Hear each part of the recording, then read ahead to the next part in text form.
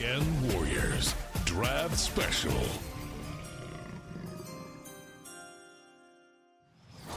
The Weekend Warriors Draft Special is brought to you by Bud Light. No easier way to enjoy your Sunday. Bud Light is the official beer of the NFL and a proud partner of the Carolina Panthers. Anish Shroff, Tom Luginbill from ESPN here on episode 2, little Weekend Warriors offseason special. We're getting ready for the draft. We're going to hit the offensive line today. Jordan Gross, the Panther great, will join us a little later on. And for the first time in years, this is a low-stress position and a low-stress position group for the Carolina Panthers. There's a lot of knowns. And really, with Austin Corbett back in the fold, Cade Mays tendered, you're returning your entire starting five from what is a pretty good offensive line from a year ago. And the quarterback behind them is only going to benefit, right? And did down the stretch.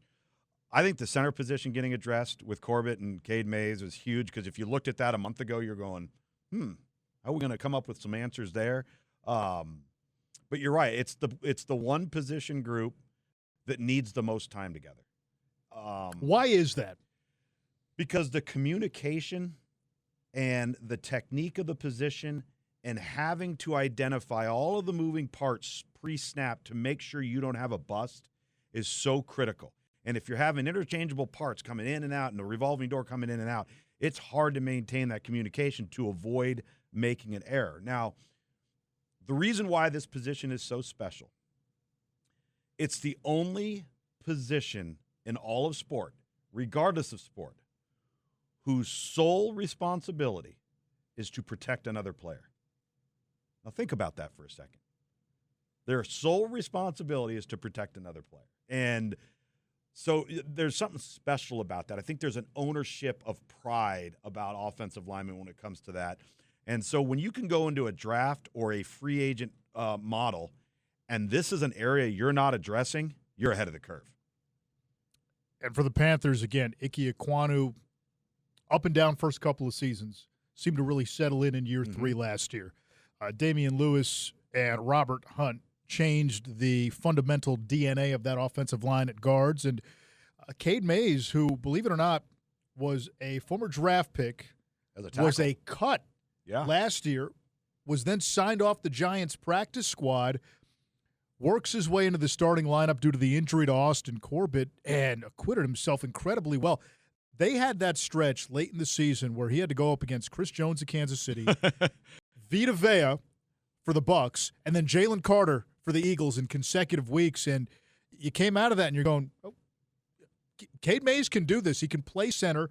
There's also positional versatility with him and Corbett. They can both play guard if need be. And then Taylor Moton has just been a rock since he's been a Carolina Panther. But, again, if you're looking at the Panthers and possibly going the offensive line route in the draft, the only area where I can see them making a move here is Timo is in the last year of his contract. He is getting older. So do you consider bringing in a developmental type of offensive tackle prospect who can maybe shadow for a year or two and then eventually take over? I think that takes you out of the day one guys. Right. But might be able to find somebody day 2, day 3. Well, a guy like that would come to mind, two guys come to mind, Johnny Cornelius at Oregon and Cam Williams at Texas. Those would be the two guys that later on come to mind as being really, really good players and guys that have a large sample size of production, have played a ton of football. And by the way, while we're talking about this, because there seems to be a University of Texas flavor in this They had draft. a lot of pros, man. They had a lot of pros on that team. Okay, now I'm going to blow your mind here with a little nugget. All right. Because when I heard this, I said, that's impossible. That is absolutely impossible. Because we're talking about the University of Texas, right? Access to the greatest places, greatest players in the entire country. Did you know that the last time the University of Texas had a first-round draft choice in the NFL was?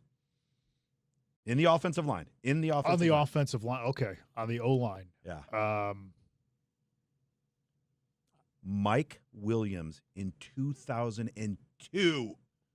Wow. This is the University of Texas, folks. How is that even possible? 2+ decades. At Texas. You look at their offensive line, Kelvin Banks at left tackle, Jake Majors at center, Yep. Cameron Williams at right tackle. Yeah. They will all be rostered by an NFL team. Correct.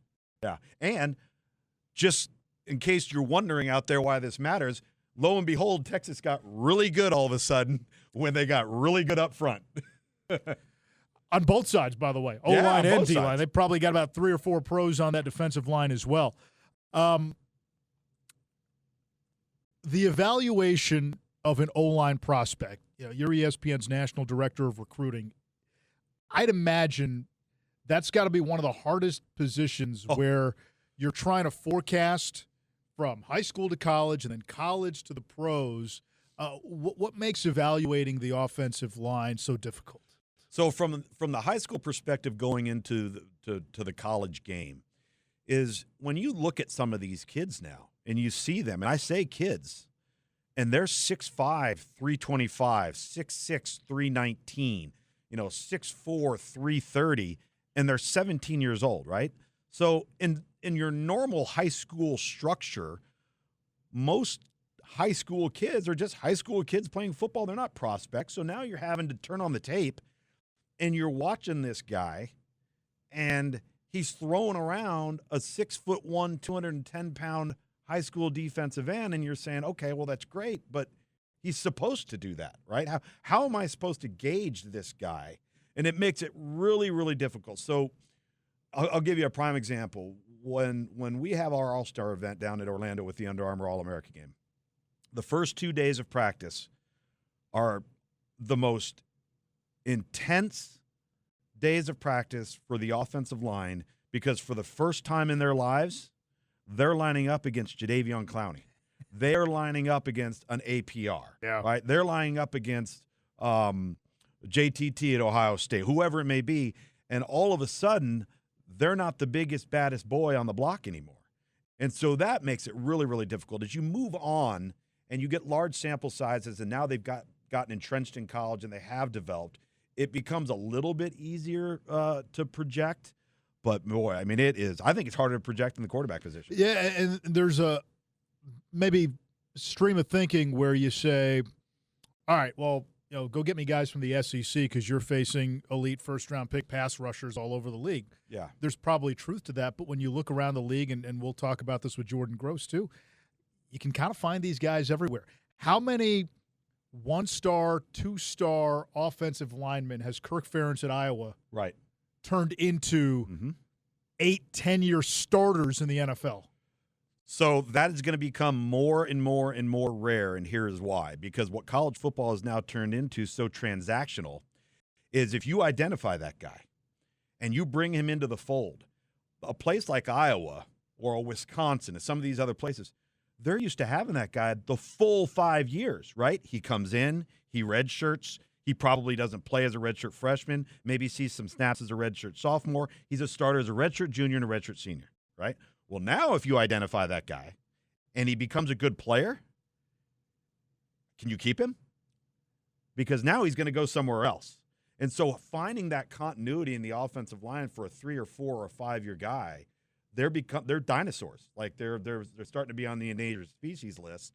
And it's hard. And I think that makes it even more difficult to project because when guys are bouncing around all over the place, how are they maximizing their development? I always go back to a quote. I don't want to reveal the name of the assistant coach, but it was an Iowa assistant coach years ago, and we said, hey, what do you look for in an offensive line? Because you've had this great history and success of developing and finding offensive linemen. He goes, oh, well, you got to realize we have a couple of advantages. One, we're in Iowa. Yeah. So he goes, we look for farm boys, and we look for farm boys who've been breastfed until they were about 5. So there's your formula. Yeah. I guess there's no formula involved. There's your But you're right, and the thing is, it's so hard to find them. I think that's the thing. I mean, we could throw a rock outside of this offense and hit a wide receiver in the head somewhere. Right? You could not do that in the offensive line and the defensive line, some of those premium positions. All right. A couple of guys, later in the draft, potential tackle prospects. You mentioned, Cornelius at Oregon, Cameron Williams at Texas. There's another one, Ozzie Trapilo at Boston College. You covered the ACC a lot this year. His dad, for folks who don't know, Steve, passed away, a few years ago. Steve played with Doug Flutie, and in the iconic picture in 1984 when Flutie throws the Hail Mary against Miami, Steve's the one raising Flutie up into the air. So Ozzie is his son. So, yeah, there's bloodlines there. Again, developmental prospect that you can go get day 2, day 3 to potentially be a starter one day. Well, he's 6'7", but he's light. When I say light, 310 pounds. Well, when you look at a 6'7" guy come into the room, he's going to look like he's 280 if he's 310. I think he needs to get bigger, continue to add bulk. True technician. That Boston College offensive line as a group was really, really good. Does that matter? Because, BC's another one, right, with, Lindstrom and all these guys who've come through. Yeah. They produce pros. Yeah. Iowa produces pros. Wisconsin produces pros. If you're an NFL scout, you're an NFL GM, you look at those programs and say, all right, we get one of their guys, we kind of know what we're getting. Yes, and I think, the one common denominator that we're overlooking there a little bit is you're talking about tough environments, like something as simple as weather, right? You need tough guys that want to go practice outside when it's 25 degrees, right? You need you need that there's a mentality, I think, that's tied into certain programs that have produced in the offensive line. The blue collar, lunch pail attitude. The program's going to be driven. The bus is going to be driven by this position group, and there's an onus of pride in that. The Weekend Warriors Draft Special is brought to you by Bud Light. No easier way to enjoy your Sunday.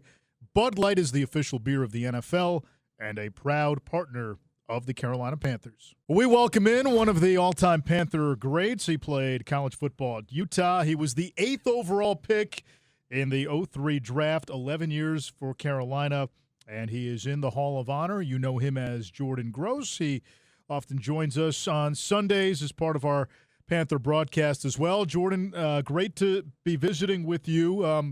The offensive line, for a change, there's not really a ton of drama in Pantherland. Austin Corbett re-signed. Cade Mays was tendered, and a unit that was a strength of the team last year coming back intact for another year in Dave Canales' system. One would think that will pay dividends, having continuity with that unit up front. I almost don't know what to think, Anish, not having O-line drama. It's been a decade, it seems like. I love that the Panthers re-signed Corbett. I know he's been banged up the last couple of years, and he's been frustrated with that. But an A-plus player when he's healthy and a quality guy on top of that. So I love that move. It was so fun watching that O-line last year. And knowing the amount of money they put into those guards and seeing our draft picks at tackle do well. So exciting times for Panther world when we're not talking about offensive linemen. You get to have me on here talking about something else, I guess. So let's roll. Jordan, when you talk about continuity and, whether it's 5, 7, 8 guys, whatever it may be, and you have a group that's worked together, that's gelled, that understands each other, and at the end of the day, communication is so key amongst that group.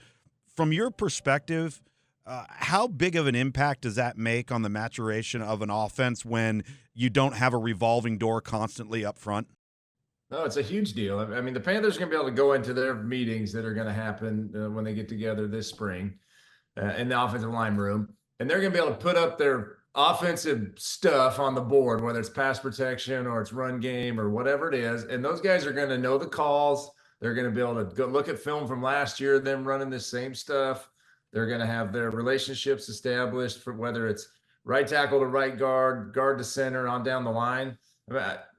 You can't overvalue the importance of that. So for Bryce Young, to be more and more successful next year, to have that group in front of him, it's the process that you want to have in place. Every year, your O-line just has more continuity, gets better, bring in new pieces, add to that. When a guy leaves for free agency or moves to another team, you release him, whatever it is, you got somebody in place ready to step into that next role. So I wouldn't be surprised if the Panthers are still looking for O-line in the draft. That's what you do, right? There's you need them, but I don't think it'll be at the top of the draft board. We got to get an O-lineman in that first round, second round, and probably later on down the line. And Dan's done an awesome job in free agency with some value guys as well. So we'll see what happens, but it's good times right now. Yeah, and if there's one place the Panthers may be looking to add in the draft, a developmental prospect on the O-line, it might be at tackle. Taylor Moton has been, Kilimanjaro in cleats. He's just steady. He shows up. He plays well. We often don't call his name on Sundays, which is a good sign when you're an offensive lineman. But he is entering the last year of his contract, so maybe the Panthers look at offensive tackle on that right side to get a little bit of insurance, Jordan. Yeah, they sure could. I mean, you never gonna have too many tackles, right? We went through that back when I was playing. The guy gets injured, or whether it was me or somebody else, you need to have somebody fill in. Taylor Moton, we're so spoiled with him. He's one of those guys that the Panther world's not going to know how good we've had it until he's gone, right? Because he's just been so consistent. You said, Anish, like, he doesn't get called very often. His penalty rate's low. His pass protection ability is really high. His durability is incredible. So you do want to have the next guy in place. He is getting a little long in the tooth, and at some point he will move on to another team or retire, whatever's going to happen. So there are some tackles in this draft that are exciting. I had the opportunity to go watch Connerly from Oregon. I took one of my high school players to the Oregon game, one of my sons, and watched him in person against Washington. He's somebody that I don't know when we would be able to pick him. And just tackles, man, once they start falling or getting picked in the draft, they just go, right? So he's a top 10 offensive tackle. Is that a second round guy, or is that halfway through the first round? You just don't know how it's going to play out, but I was impressed with him. There's a lot of guys that are like 6'5", like the very similar size, right? In this year's draft for tackles, a lot of 6'5" guys. You don't have a bunch of monsters, 6'7", 6'8" guys at the top of that draft. So very similar players and some good ones at that.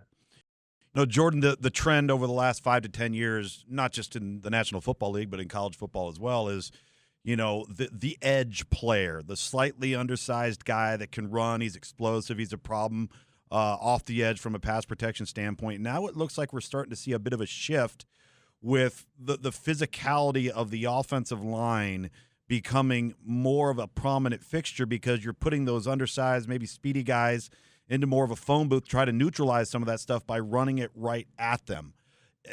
Is this a position at offensive tackle, with that being said, that you think has that physical mean streak mentality to come into what is looking like in the NFL right now? People are going to need to win at the point of attack and win those one-on-one matchups. Are the tackles being prepared for that now coming out, since they've been playing so many spread people? Yeah, it's interesting. I think that'd be a case-by-case basis to see what offense that player came from and how long they were in that offense. So what I'm seeing in college football right now, it's interesting for me. I'm a high school coach. So I'm talking to coaches right now. They're looking for tackles coming out of high school. Man, we can't find any. Right? Like, nobody wants to be a tackle, or they're not getting developed. So that's what college coaches are saying, looking at high school. Well, then in the world of the NIL right now, and it's in transfer portal, this is in my opinion going to be the craziest time these last couple of years and going into next year of college football, where the transfer was just so utilized, right? Mm-hmm. Offensive linemen that aren't in the same program getting coached by the same coaches. If you transferred a couple of times in your collegiate career, there's no way that you're ready developmentally to step onto the NFL field and perform. So if I'm looking to draft somebody, I want a tackle that's been in the same program, at least 2 seasons, hopefully 3, which just seems crazy to say from how it once was, but that's the way it is. As that O-line coach developed guys before, how'd those players do when they made it to the league? Because just kind of that culture you're in as an offensive lineman in college, the players you went up against, that's going to just say a lot about how you'll do in the NFL. And then there's always just the we'll see factor, right? Like, guys look great on film, had a great college experience, and played really well, or projected high. Man, they come in sometimes and struggle, flat out struggle. Icky on our team, he he's had ups and downs in his career. And I was so proud of him last year because he's figuring it out. And he's a young guy. He's still got a lot of reps in front of him. But, man, he had a great collegiate career, and there's an adjustment period that you have to go through. And, Jordan, you think of that draft class that Icky was in. That was one of the deepest offensive tackle classes. And, a few guys there have taken their lumps. Evan Neal, Trevor Penning, looks like a bust with the Saints. Right. And so sometimes guys look a certain way, the tape says something, and you get into the NFL, it's different. One of the guys who's generated a ton of pre-draft buzz from LSU, Will Campbell, and the tape tells the story of a dominant college player. Then you get to the combine and you get to the measurables, and now people are nitpicking the arm length. Jordan, when it comes to offensive linemen, they talk about arm length, hands, things like that. How important are those measurables? I mean, they're important. And what's the cutoff, right? Like, how? At what point are your arms too short, and when are they not short enough? And is it an 1/8 of an inch difference? Like, it's so funny to me. And what the number is, I don't know, man. Like, you can't have alligator arms, right? You want to have long arms. I mean, I would say that I was able to do it with average size arms for an offensive lineman. People get excited when you got a 7-foot wingspan, and it does help, right? Like, your job and it's all about pass protection. In the run game, it doesn't matter. Like, you're trying to get close contacts good in the run game. You want to engulf defenders, get them in close to you, run your feet, right? That's how you do it. Pass protection wise, that's when you want that space. I'm trying to keep that guy off my body so I can steer him where I want him to go. Edge guys want contact with your body. They want to be able to spin off of you. They want to be able to get their hands on you for a bull rush, to chop, all that stuff. So that's where the arm length matters. It's in pass protection. That's what it's all about. And I've heard it said really well by a college coach when it came to NIL valuation, right? He said, we're going to pay the guy, meaning the quarterback. We're going to pay the guy that tackles the guy or that sacks the guy, meaning edge and D lineman, and we're going to pay the guy that protects the guy. So that's why we're so worried about arm length, right? Is we need the guy that protects the guy to have long enough arms. So I'd go to the tape. That's what I would do. If I'm looking at tackles, I'd go to the tape. If they've gotten it done at a high level in college, then that's what's going to tell me if they can do it in the pros. It's interesting you mentioned, and I think you're spot on from a transfer perspective and developmental perspective of being ready. You got guys like Kelvin Banks Jr. at Texas, 3-year starter at the same school. Will Campbell, LSU, 3-year starter at the same school. Cameron Williams at Texas, another one. So there are guys that have some continuity there. I think it's really important. There's a guy in this class by the name of Josh Simmons at Ohio State who literally put on a show for the first month of the season this last fall, and then he gets hurt in October, misses the rest of the year. When you're looking at a player like that's been injured, but his tape is so good, how do you evaluate that guy? How do you project that guy? Yeah, that's a wild card, right? Injuries. Does he have the injury bug? Whatever that is, but it seems to be real sometimes. Guys get hurt frequently, or is it just a one-off thing? Some player we talked about Taylor earlier. Taylor's just stayed healthy, man. It's just he's got that durable body. You get some other guys that couldn't get it done. When we had Matt Khalil as a tackle for us for a couple of years, man, he just kept getting injured. What happened there? So Josh Simmons, Ohio State, you're right, man. At the beginning of the college season last year, he was on fire. Yep. Just looked awesome, fun to watch, and in an outstanding program. You want to talk about NFL ready, right? Like Ohio State, the Big Ten. That's where it's at. That's where you go to get ready to be an offensive lineman for the NFL, Big Ten football, right? Well, now he got injured. So got to evaluate him at the combine, go back at the pro days and do medicals, bring him in if you're looking at him as a team and see where he's at now. Is he healthy? If he's healthy and your team feels good about it, then let's go. But again, his tape's good. So I'm going to go with the tape. Yeah. And Jordan, last thing, it seems to be one of these positions where it's not just a Power 5, SEC, ACC, Big 12 school that's going to produce these guys. I look at the Panthers' offensive line. Taylor Moton went to Western Michigan. Robert Hunt, fighting Delomes, Louisiana. Damian Lewis, before he was at LSU, was a JUCO guy. That's right. Austin Corbett started as a walk-on at Nevada. Like, if you look hard enough, you can find some of these guys, and it may be outside of the quote-unquote usual suspects.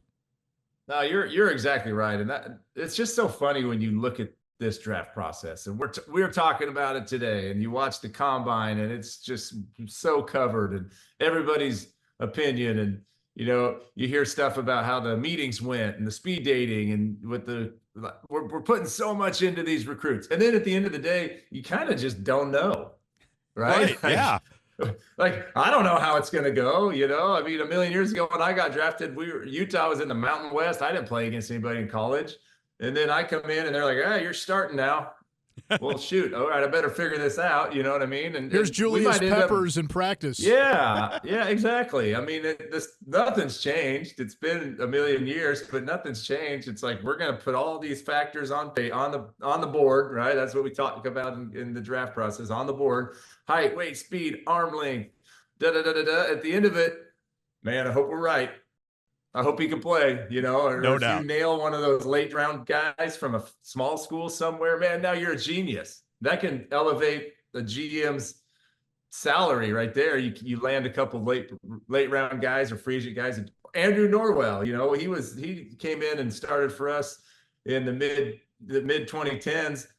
Undrafted, out of a big school. So, people must have thought he couldn't play. And then he ends up starting for us, goes on and signs a huge deal with the Jaguars. So it's a fun process, man. And the nice thing about being on the media side of it, we just get to talk about it. We don't have to be right about anything because they don't pay us to do that. So it's going to be a fun spring for sure. Yeah, it reminds me, there's a great line by the artist, sculptor Michelangelo. Somebody asked him, how do you create something like the David? And his joke was, it's easy. You find a slab of marble and you chip away until it looks like David. That's it, yeah. It's kind of like finding an offensive lineman at one of these schools. You find the slab of marble, and then you got to find the hidden figure inside. Yeah, it's a tough job, man. There's so many factors. And then you're continued. The other thing is, like, it's not once you get drafted, that's who you are. That's the other thing. Like, the development process that still happens. NFL coaches are the best in the world, right? What program you come into in the NFL, I like our situation right now for the Carolina Panthers. The room is solid. There's great veteran leaders in there. There's good dudes because I met those guys and I know them. Whoever we bring in and is coming into a beautiful position where there's not going to be a demand to start right away. And there's going to be good examples of both coaches and players in front of you to help you develop. And that's not the case everywhere you go in the NFL. You might have a new O-line coach. You might have kind of bad culture in that O-line room, whatever the reason, just some wrong people in there, and you don't develop as fast. So right now, man, I'm knocking on wood. Things are good for the offensive line situation for the Carolina Panthers. Yeah, it is good. For years we heard, when are we getting the next Jordan Gross? When are we getting the next left tackle? Ike Ekwonu, after 3 years, seems to have settled that position. Timo last year of his deal, but he's still solid when healthy. And then the interior of that offensive line, we saw it last year, was a tremendous strength, good as any unit in the NFL. Robert Hunt obviously was rewarded with a Pro Bowl berth. So, Jordan, if they do go offensive lineman, if they do go offensive tackle, I hope we get another Jordan Gross. And, hey, thanks for hanging out with us for a few minutes today. Thanks, man. Yeah, awesome. Awesome, guys. Appreciate it.